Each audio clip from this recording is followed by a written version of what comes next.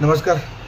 बऱ्याच लोकांचे असे प्रश्न येत आहेत की FY 24-25मध्ये 7 लाखाच्या खाली उत्पन्न असणाऱ्यांना टॅक्स नाही आणि FY 25-26मध्ये 12 लाखाच्या खाली उत्पन्न असणाऱ्यांना कुठल्याही प्रकारचं इन्कम टॅक्स भरायची गरज नाही. तर मग इन्कम टॅक्स रिटर्न भरायची गरज आहे का? तर याचं उत्तर आहे होय, तुम्हाला इन्कम टॅक्स रिटर्न भरायची गरज आहे.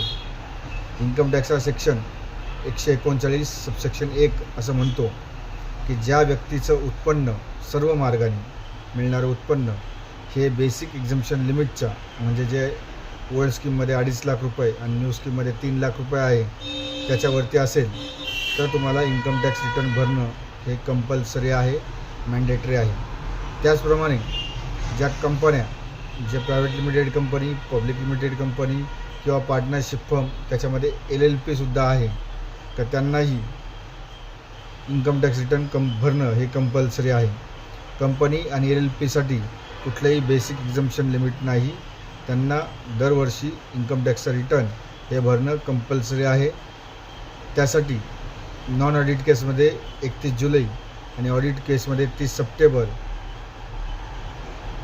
ही लास्ट डेट आहे.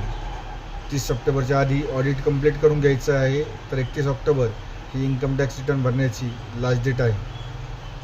तरी सर्वांनी आपले रिटर्न योग्य वेळी भरून घ्यावे. धन्यवाद.